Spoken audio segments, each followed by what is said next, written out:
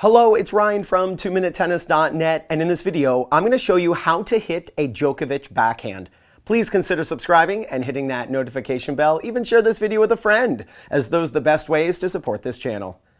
All right, I'm so excited for this topic in this video. I am a two-hander. I love hitting two-handed backhands, and I'm going to show you step by step how to hit the backhand like Novak Djokovic.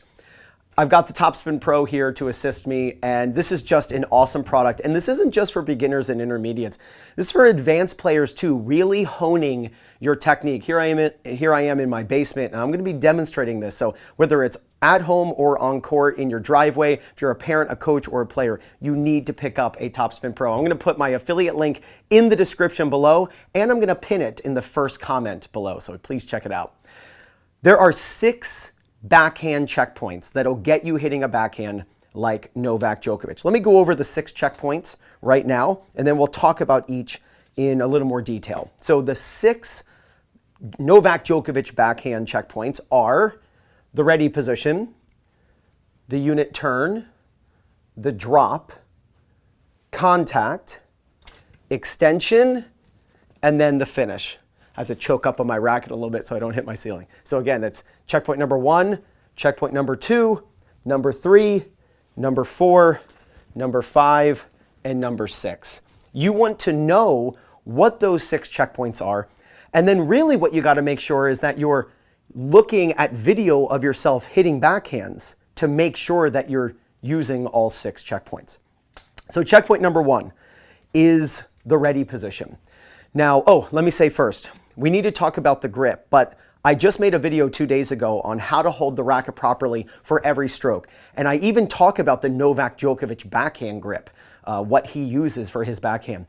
In the description, I'm also going to put in the link to that video, because if you're not holding the racket correctly, really this whole video is for naught. Like, it's not going to really help you unless you're holding the racket correctly.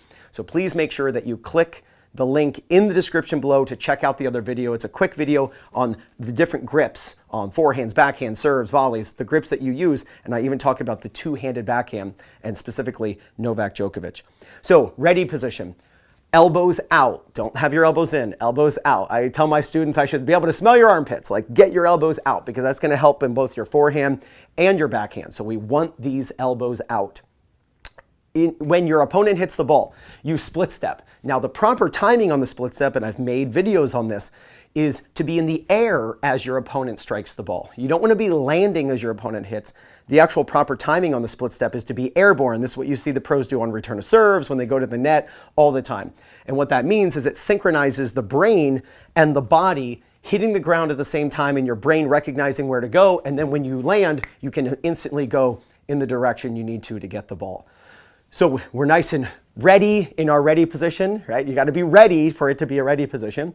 I use my forehand grip in my ready position, but the moment the ball comes to me and I see it coming to my backhand, I change my grip and I actually use my top hand to turn the racket. So a lot of players think that you just move your bottom hand to a continental. Well, what you can do, kind of like you're grinding pepper, is you're going to turn the racket and the hand at the same time, and it's a quicker grip change. As soon as the ball comes off your opponent's racket and you begin the grip change, you start the grip change, you also begin a unit turn. We want to turn the body, not pull the racket back. Let me explain this from the side. As soon as you see the ball come off of your opponent's racket, don't wait, don't delay. Get the racket back starting early. That's the key to being relaxed. So you see the ball come off your opponent's racket, you're split stepping, you change the grip, and now watch. You begin an easy and relaxed unit turn. So you don't want to just pull your arms back, and you certainly don't want to wait for the ball to bounce and then yank your racket back. You'll be late. So begin the unit turn early and relaxed. You'll notice my back elbow is up. Remember that ready position where my elbows were out? You know, coaches all the time and players, they talk about, I need to keep this back elbow up. I need spacing here. Well, the easiest way to do it is just to start with your ready position with your elbows out. That way you're ready, whether it's a forehand and you need space here, or a backhand and you want space here. And the reason you want that spacing is it helps keep your racket vertical. Do I have a coin? I think I do, yeah. So I've got a penny here, and I can put the penny on my racket. You know, if I lay it open and I drop my elbow, the penny falls off.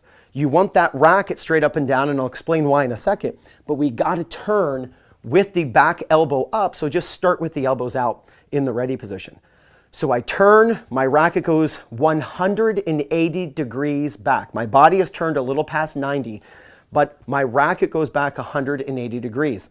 This is a way I teach my students the backswing. It's just a ready position that is behind you. I'll explain. Here's my ready position. I take my racket back. Now watch, if I just turn around and face my racket, I'm in a ready position again. So I change back to my forehand grip. I'm going to turn again. Here's a backhand, the ball comes to me, I change my grip, I turn my body as a unit, and now watch, if I turn around and then face my racket, I'm in a ready position. I don't even have to move my racket. Practice that little drill where you turn 180 and then face your racket again to make sure that you're turning properly. Tip of the racket up, ready to drop and accelerate.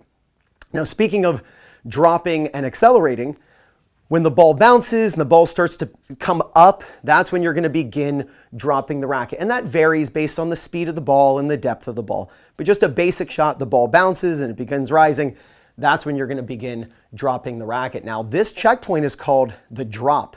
And it's not just because we're dropping the racket. I also, to help you get farther below the ball, I also want you to drop your legs. Now, you don't always see the pros do this in every situation, but I think it's really good for you as the recreational tennis player to practice very much the basics, much like a kindergartner will practice writing letters that are dots and they have to follow the dotted lines to do the alphabet. You know, as an adult, you don't really write like that anymore.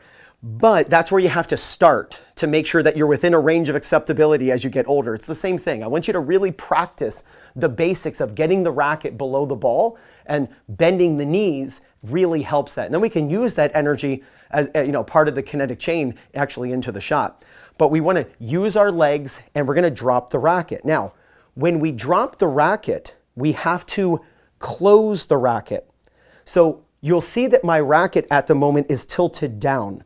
If I put my racket on its edge, and I can take that same coin and have it on edge, I'm actually going to turn the racket until the coin falls off.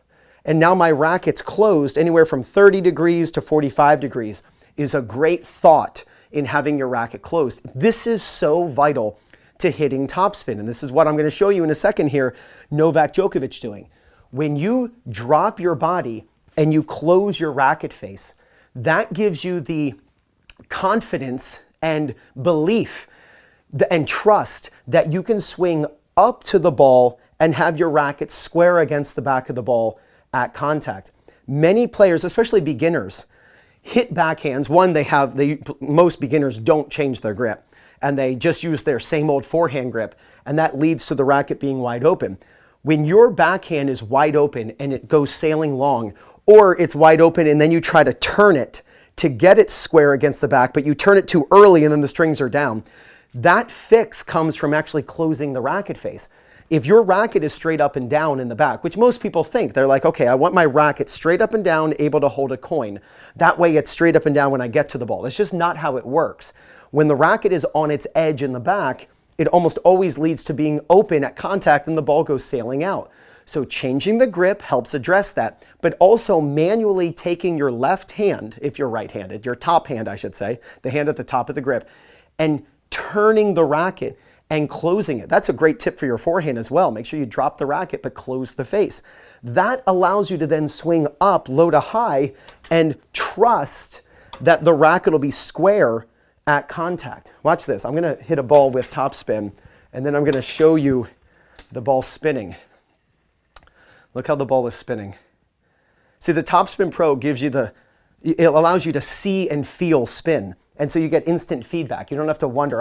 I give lessons and people hit the ball and they say, was that topspin? Because they don't know. And if they don't know, then they don't know to change course or they don't know to keep going if they're out on their own and they're not taking a lesson. So this is the way for you to actually teach yourself and to know, oh my gosh, I'm getting spin. I can literally see the ball and feel it brushing on my strings. That's what I just love this product.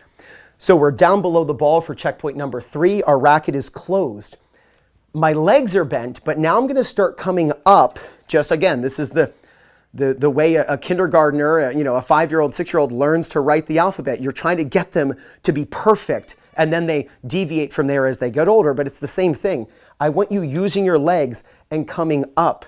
That kinetic energy, especially if you can get your legs straight by the time you contact the ball, the amount of energy that goes into the racket and the arms, it's incredible. You get a lot more racket speed.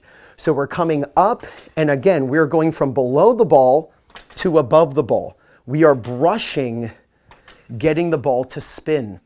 Spin is a tennis player's way of controlling the ball. It's no different than a bowler. When a bowler bowls and they curve the ball and the ball goes way out wide and then attacks the pocket, perfectly hitting the pins, trying to get a strike, it's the same thing. I'm a terrible bowler, so I just throw it down the middle of the lane and I cross my fingers. But I need to learn to do that in bowling, but I can do it in tennis. I can spin the ball over itself, and that puts high pressure on the top of the ball, and the ball drives down into the court. So you can lift it up over the net, the ball goes in, and you feel like you can't miss. That's an amazing feeling. So we're brushing up the back. Just to give you one little thing, and I've talked about this in many videos, when you were in checkpoint number 3, the drop, your chin is looking at the ball on your front shoulder. And then as you begin to hit, you'll notice my chin is just going to the back shoulder. So my chin is on the front shoulder, now my chin is on the back shoulder. That's just a great way to keep your head very still. When your head picks up, it's the heaviest part of your body, pound for pound. It's a ton of weight in a small little area, and it really affects the shot. If you're looking, or if you're in perfect position to hit the sweet spot, but then you start looking up, it affects your shot and you'll hit the frame often. A friend of mine who is a very good golfer, she said she took a lesson one time and the golf pro said, and told her, because she was having trouble keeping her head still, he said, if you look, you won't like what you see. I thought that always stuck with me, and I say that to my students in my lessons. It's a cool idea. So don't look where you want the ball to go, because if you look at your shot, you're not going to like what you see. So just keep your head still. Now, because topspin is a low to high swing, the follow through is going to go up. This is what I call extension. You want to go, and I'm going to choke up a little bit just so that I don't bash my ceiling here, but I want you going up and really going up with your racket and your hitting hands higher than eye level. Let me show you this actually from the back, because this is one of the, not secrets, because it's right in front of us to see, but this is one of the keys to Novak's backhand, is when he extends up, he keeps the racket to the left of his hands. This is, I cannot stress this enough. This is called the left side of the letter V. When most amateurs hit a backhand, their racket, if they're right-handed, goes to the right of their hand. So their wrists do this. So you can see my wrists are crossed. Here my wrists are not. My left hand is on the left. My right hand is on the right. Most amateur players hitting backhands, they flip their racket and their wrists cross. Novak doesn't do that. Novak keeps his left hand on the left and his right hand on the right, not just hit my ceiling, not switching his hands. And that leads to keeping the racket to the left of the hands. Now, why is that important? It's important because it keeps the wrist angle, especially the left wrist angle, which is laid back at contact, it keeps it intact, so he's not flicking his wrist. You don't want to be flicking your wrist as you hit the ball. Tennis courts aren't 360 degrees around you. When you're playing tennis, if I'm playing tennis this way, I only have 19.6 degrees to hit into. So a baseball diamond, you have 90 degrees to hit into, right? And you can hit it as far as you want.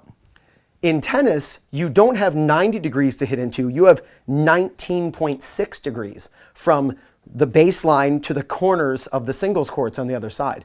So we actually have a very narrow place to hit the ball. So if we're flicking our wrist, it just lowers the chances that we're going to be consistent. So we're going to keep the racket to the left of our hands to make sure that we're not flicking our wrist and we're truly just brushing low to high as we hit. And then when the hands are super high, then you can relax and the racket goes behind your head. But I'm actually going to ask you to finish still with your hands higher than eye level. If I do this facing you, you'll see, and this I talk about armpits a lot, I feel like. I'm just like noticing that now. But you'll notice that my armpits are exposed. again, most players, especially if they don't have the right grip and they're swinging across, you can't see their armpits. Their elbows are pinned down. So closing the racket face and then brushing low to high as you hit is going to make all the difference in finally feeling confident hitting your two-handed backhand. So let's go over this one more time. I've got my athletic ready position.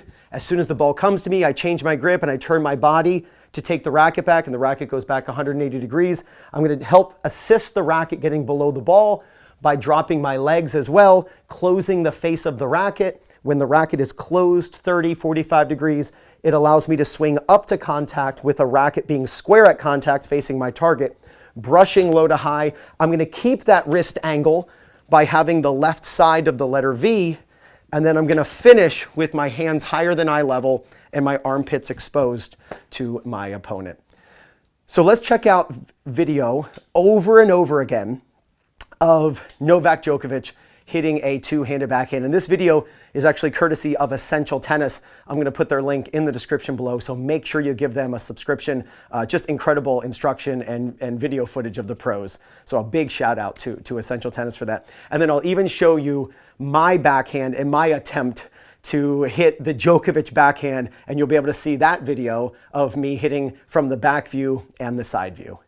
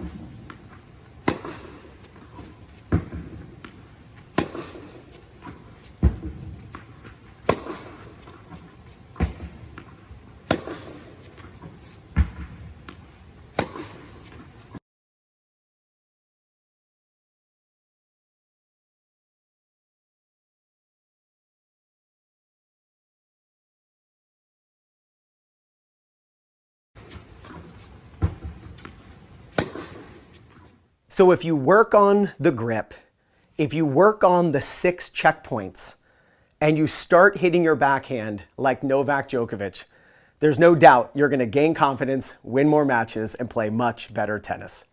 This is Ryan Reedy from 2minutetennis.net. You got this.